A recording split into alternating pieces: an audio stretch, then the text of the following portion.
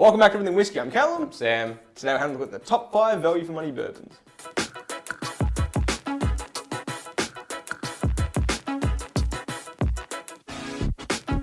Yeah, we didn't really know how to structure this because we kind of had differing opinions on what value really meant. We're both right, but it was just, I don't know, I didn't want to put anything too expensive because then it's really dependent on just opinion, because someone else's value at $100, $200 can be the complete opposite of value for someone else who just doesn't enjoy it. Someone who didn't like the bottle, then that's the opposite of value because it was expensive but not good. But if someone really enjoyed it, then it is good value for the money. But so we tried to steer clear of anything too expensive. Got one on the list that's more expensive, but that's pretty much only for Australia. Anyone in America, it's probably still good value.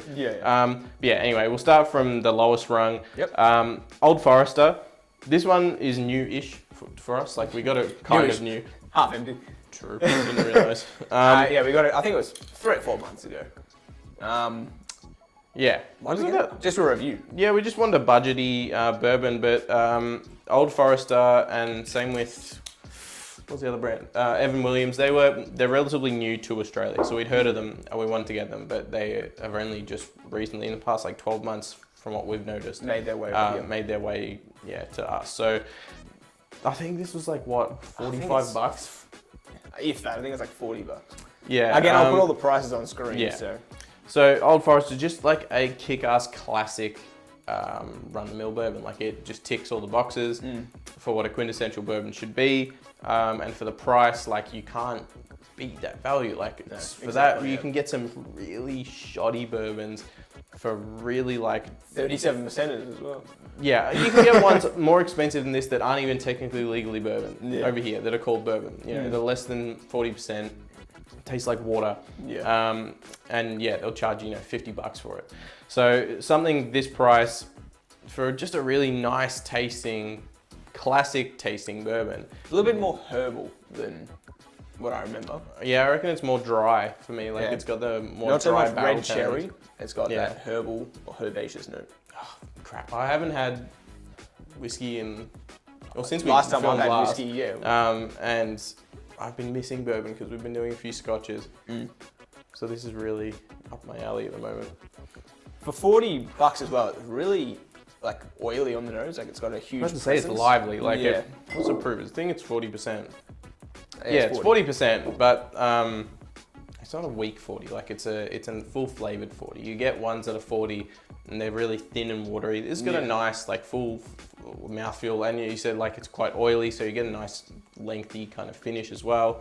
But yeah, you get the barrel bitterness, you get the vanilla, fruits, a lot of kind of I don't know, star anise and stuff, maybe cloves actually. Raisins as well. It's very nice. Classic bourbon. All right, so second we've got Wild Turkey 101. We've probably mentioned this, or I know we've mentioned it, but you might have heard us mention it before. Not just us, everyone. Lots of people, I reckon Wild Turkey is one of the most underrated distilleries as well. Especially for their budget stuff. Yeah. The 101 is so good for price. It's $60 here, so much cheaper everywhere else, but even here 60 is it's pretty nothing for what it's worth. Can't remember how old it is, but it's... I just tipped whiskey in my eye. So it's 50.5% ABV. For here, that's insane value for that kind of proof. You really don't get things that are that high without it being already in the 80s, Actually, it's probably 100. Depends, especially for at least 80s for things in the 50s normally.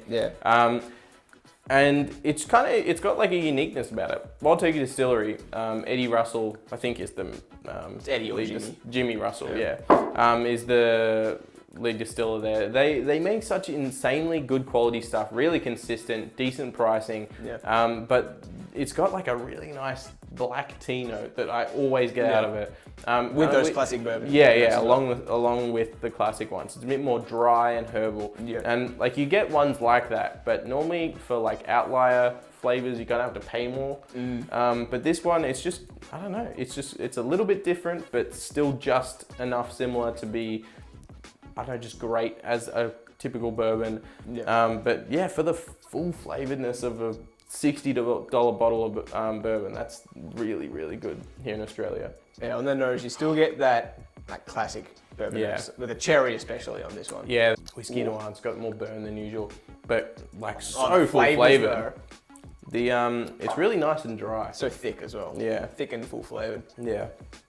I reckon, personally, for me, probably for you as well, this is the best value for money. Yeah, for us, if we're going to say actual value, extremely nice. yeah, Wild Turkey 101 is probably, if we're just strictly looking at quality to price, the ratio for us, 101. And it has been probably the cake taker in that category for a while, for like 3 years, probably since we ever got it. The guys over at Whiskey Tribe, Whiskey Vault, they turned us onto that because initially we had like a pretty, not like, we didn't turn our nose up at it, we just overlooked it. We just kind of never considered Wild Turkey as something that's like, because it's so overly commercialized and all that. Yeah, yeah. It's like it's in mixes it's like everywhere. Like yeah, exactly right. So we didn't think of it as like gonna be, you know, something that's really nice to have neat. But then they reviewed it and said how it's one of their favorites for the cost. So we got on the Wild Turkey train. Well, we got more heavily onto the into the actual distillery than they did. Like whether that after this rather, Wild Turkey became like one of our favorite distilleries. It kind of is It is mine. It's in my top 3 still. Rare Breed, we jumped on, and then Rare Breed's still my Rare favorite. Breed was so nice. I searched for the Kentucky Spirit. For about 2 years. 101's great. The Russell's line, which is made by the same guys, is amazing as well. Yeah. They're all just damn good. I want to try more of this stuff. But yeah, 101 takes the cake for value. Overall, just a really, really good bourbon. Third, so I didn't know if we should put this one on. Wait, why? I didn't. I thought it was more expensive than what it actually is. Well, that's what tipped me over to putting it on. Because I thought it was still in the $90 range. When we first got it. Like it was a couple years ago, it was that expensive here. Now it's in the $60 range. So it's the same price as the Wild Turkey. Yeah. Not as high in proof. It's 47%, 94 proof. But if you're looking for like more of a sweeter, well, I guess not. Yeah, sweet, more vanilla-y, a little bit less kind of the rye impact. More cherry as well. Yeah, then Makers as in general is like a really good way to go because they swap out the rye and put wheat in it. So it's a wheated bourbon, which is a bit more creamy and a bit less kind of those herbal notes. And I think it was the first bourbon that I really, not this one, but the just basic Makers. It just smells clean to me. Yeah, well, I think that's kind of what they're going for as well. Yeah, well, I was about to say as well, they do have criticism of Makers because they're so mass market. Yeah. But I don't think that's like a reason to hate on them. A lot of the reason for that is because when dark liquor, whiskey in particular, took a downturn, I think it was the 1920s, America, clear spirits became like all the rage. And other distilleries started making, you know, light whiskey, or you start selling vodka, or they went out of business and stuff. Makers just basically said, just stuck through I'm pretty sure they cranked their prices up. And it was like it survived. It's just extremely nice. Cherry, classic bourbon. Yeah. It is like, I'm still sticking to that clean kind of. Yeah, it is. I don't know how to explain it. I reckon it's a bit more like oaty. Like it's kind of like when you put oats in a smoothie or something. For me, it's got that kind of creamy as well. But it's a little bit aggressive. I don't like it as much as the 101. No. I feel like it's got that tinge of like that ethanoliness that the regular Makers has even more of. Yeah.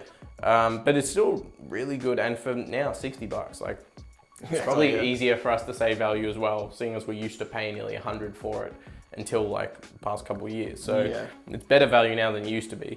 But yeah, I reckon Makers, if you've overlooked Makers for a while, go back to it, especially check out the 46. Also, their private select stuff, it's harder to find, but shit, that stuff is so nice. Like some of my favorite whiskeys we've tried have turned out to be the private select. They do different staves and different kind of like mixing really of oaky, it. If you're, It's more unique, high proof as well. Next on the list is Yellow Rose. We weren't entirely sure if we should include this because it's a Texas whiskey. Sure, like how, it says it's an outlaw bourbon whiskey. So that's our justification for it being on a bourbon list. Well, it's a bourbon then, I guess. We were just Yeah. confused because I think Balcones is like technically not bourbon because it's corn whiskey or whatever. But we thought this was the same thing, but I guess not. I don't know. Tastes similar. Anyway, it's from, what, Texas? Yeah, Houston. Houston, yeah. And it's Very nice. Yeah, 92 proof, which is 46%. It's about $80 here, which is fine in general. It's pretty stock standard for like bourbons here. Not if you know what it should cost in America. Well, yeah, like in America, it's going to be much cheaper, especially in Texas and stuff. But if you're wanting to get into Texas whiskey, it's a pretty good price. And it's also one of the few that are actually available here in Australia from Texas. I swear it is only this and Balcones. It's all I've seen. Yeah. Yeah, exactly. Now this one, it's going to have that nice Balcones note that we're used to. It's got like... We both say different things, but we mean the same. I say Play-Doh. Yeah. You For say? me, it's kind of like this melted wax plasticky note. For you, it's Play-Doh. It's like a rubbery note. I don't know, it's got just these really cool kind of more smoky... I don't know if smoky's the vibe. It's like just... I don't know. It's like a bonfire. Yeah, but it's not like without the ashy smoke or anything. It's just kind of got more... It's like if you chuck a plastic tub on a fire. It's got more camp vibes. I don't know. And the black smoke comes out. I'm not sure. It's not harsh or anything, but it's a lot more really sweet nice, and caramelized, like a lot deeper in a caramelization. It's like a Texas barbecue, like glazed pork and stuff. Like it's got that meaty, really sweet glaze, kind of like maple syrup, treacle, applewood kind of like note to it. Along with some more classic bourbon notes, but it's missing a lot of the dry herbal notes for me. It's got more like, that's why I like, it's got more sweet barbecue-y kind of notes. Oh shit, that's good. I love that. No, seriously, Texas whiskey is just... It's completely different to these three. Completely And this different, one. yeah. It's like the core bourbon line, and then this side, like it sidesteps out. Yeah. A complete, like 180 on flavors. It's like honey dusted burnt popcorn. It's got just like, I don't know, just really unique but cool flavors. But it's here for us because one, it's like decently priced, really tasty, good, respectable proof, easy to find, and it's also entry into Texas whiskey market, which is hard to get into from Australia.